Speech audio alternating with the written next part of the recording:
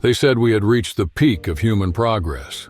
The digital age, celebrated as the ultimate victory, put bright screens in front of us, gave instant answers, and provided comforts our grandparents would call magic. With a simple tap, we talk to someone on the other side of the planet and dive into endless libraries, while machines take over tasks that used to exhaust us. Yet, even amid all this abundance, a quiet discomfort emerges. Many wake up feeling that something crucial got lost along the way. A gap smartphones and express deliveries just can't fill. The shiny future modernity promised has tiny cracks showing through. From early on, we're told that history moves in a straight line, each new discovery pushing humanity higher. This belief is rarely challenged. It's assumed technological progress inevitably leads to well-being. But something seems off. If everything got so much better, why is the feeling of emptiness growing? Modernity's paradox is knocking at the door, waiting for the next question. Ever noticed how, in the name of progress, our routine has turned into a never-ending sprint? Every step we take revolves around producing more, consuming more, and constantly growing. On this new playing field, simply living has stopped being the main goal. It's become almost a side effect of goals and metrics. First came the promises of fulfillment. Accumulate stuff, use every second efficiently, break every performance record. It didn't take long for these to turn into commandments. But while we rushed to check off each one, what truly matters got left behind, quietly, slipping further and further away. Then came the allure of connectivity. They assured us technology would shorten distances and strengthen relationships. But what happened instead? Instant messages replaced deep conversations. Endless feeds created a habit of comparison, and likes became a currency for validation. We're surrounded by screens, yet, paradoxically, more isolated than ever. In the end, we keep collecting ways to interact, but the feeling of loneliness only grows, echoing behind every notification lighting up in our hands. We used to believe that knowledge would open the doors to freedom. Today, though, we're swimming in a sea of information that distracts us more than it deepens our understanding of the world. Every notification demands attention. Each new tab invites another click, and our time to reflect vanishes before we even notice. Information has turned into a fast food item, made to entertain, not to cultivate wisdom. In this scenario, the system itself started defining our ambitions. They keep telling us that success equals status, that financial security is the foundation of happiness, and that life should be measured by tangible achievements. These goals, instead of easing anxiety, create a constant feeling of inadequacy. Progress has introduced a mechanical view of existence, people evaluated by the productivity they contribute to society's machinery. In doing so, modernity has reshaped the very meaning of living. We live in an era that celebrates every advance as a victory, but rarely questions what we're leaving behind. The economy soars while inner growth gets pushed aside. Leisure fills up our schedules, yet self-reflection often gets forgotten. Productivity speeds up, but the deeper meaning behind what we do slows down. We're pushed to hit targets that, at the end of the day, don't erase the emptiness that keeps showing up. That's the paradox of progress. We've become masters of efficiency without becoming masters of happiness. We've multiplied connections but haven't built stronger bonds. This isn't just some small flaw in the system. It's the predictable outcome of a model that values smooth collective functioning while overlooking personal fulfillment. Modern life fits us into a non-stop spinning wheel, playing by fixed rules. And in the rush to keep up, we barely leave room to ask ourselves where this journey is actually taking us. From the moment we're born, every step is choreographed, so we fit into a machine that never stops. The classroom already feels like a waiting room for the workplace. Fixed schedules, goals, evaluations. We grow up believing work isn't just necessary, it's our very reason for existing.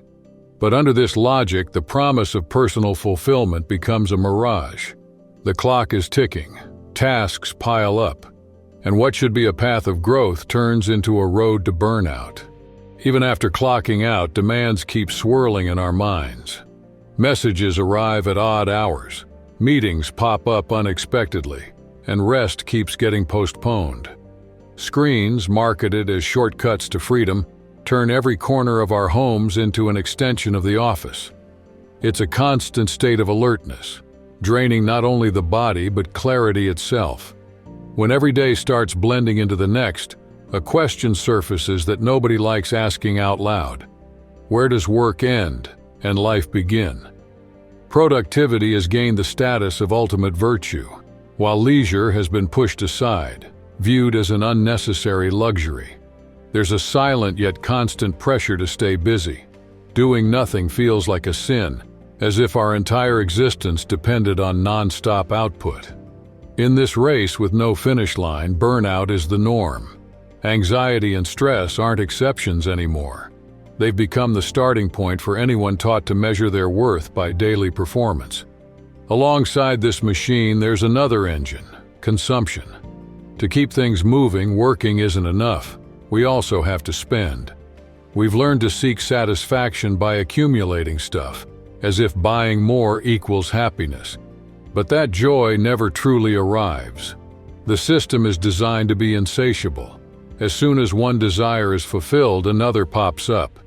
The promise of fulfillment remains visible, but always stays just a reflection on the horizon, and the journey keeps going. With every purchase, the promise of satisfaction feels within reach, but quickly slips away again.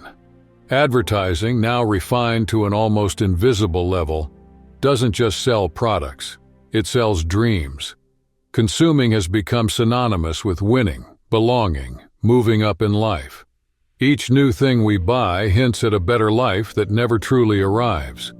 This cycle never fails. It relies precisely on the frustration that follows.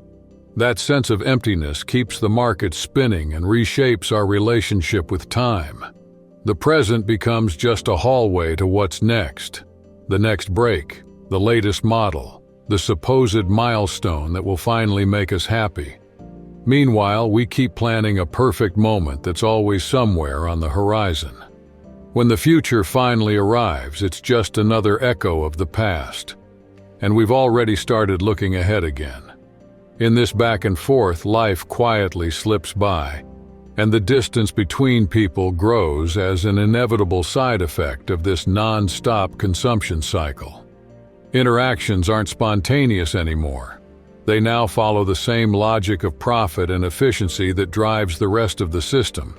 Every second has a price, and it shows in everyday life. Notifications interrupt conversations. Meetings fight for space in packed calendars. And any attempt at deeper connection has to compete with endless distractions. In this context, the do-it-all-yourself mindset has gained strength. We've been sold the idea that self-sufficiency is the ultimate goal, making any sign of emotional dependency look like weakness. But no matter how much we're convinced otherwise, the need for connection isn't a luxury, it's basic. It's essential for survival. When meaningful bonds are missing, emptiness takes hold, and you can't fill that with awards, likes, or new purchases. The side effect of this model is clear. Loneliness quietly spreads, turning into an epidemic few admit but many feel. How far can this really take us? We're not talking about the loneliness someone chooses when they need space to reflect and grow. We're focusing on the loneliness forced by the system itself, the kind that breaks connections and treats everyone like a loose part in an impersonal machine. We're surrounded by people, yet we rarely feel like we truly belong. There's a lack of genuine connection, replaced by a vague discomfort we try to silence with distractions that never quite fill the emptiness. What's most interesting is that this has become so normal, almost nobody stops to question it. We accept that living like this is the price of progress. Yet beneath the stale routine lies a nagging feeling that something isn't right, that life shouldn't work this way. But speaking up about this discomfort is hard. The mainstream message insists things have never been better. So if something feels off, they say the problem lies with those who can't adapt. While the system keeps us busy, productive, and distracted, one question refuses to go away. What's it all for? Have you ever noticed how, even surrounded by glowing screens and daily updates, many of us still feel strangely disconnected from our inner selves? That feeling isn't random. It's the result of a quiet break between who we really are and who we're constantly being pushed to become. Somewhere along the way, the idea of purpose got outsourced. Our values started being measured in money, trophies, and likes, as if life's meaning was always somewhere else, never within us. The result?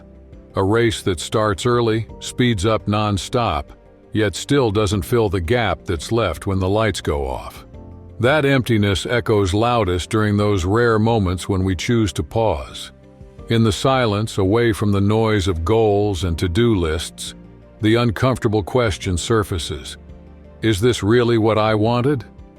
Every time we automatically follow the rhythm imposed on us, without thinking, without questioning, a vital part quietly slips away, almost invisible, but real enough to leave its mark. So before taking the next step, it's worth looking at the ground beneath your feet. Maybe there's more than numbers or status down there.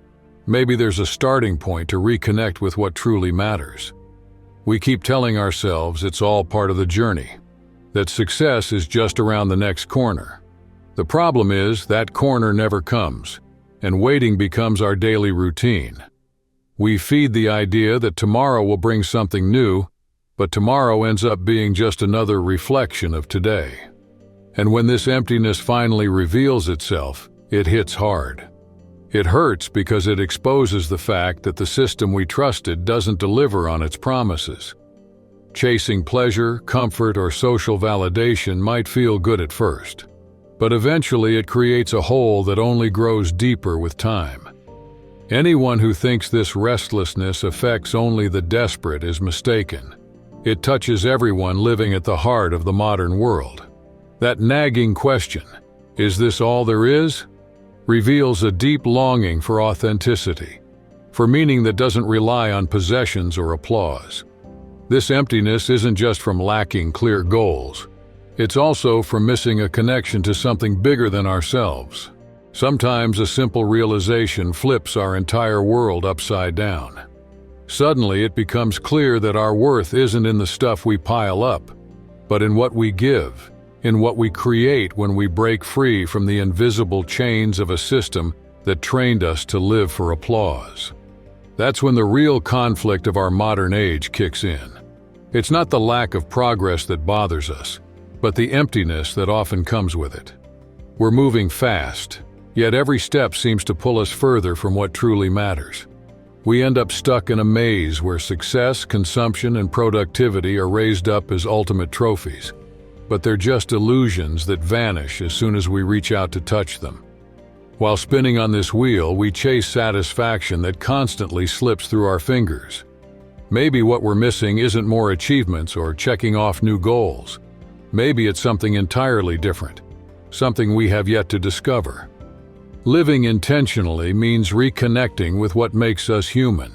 It's about truly feeling each moment, slowing down, and being present. When we reconnect with ourselves, the people around us, and something bigger, something that can't be bought or measured, we realize the answers were never out there to begin with. The meaning of life isn't found in the noise or in rushing to keep up with a world that never slows down.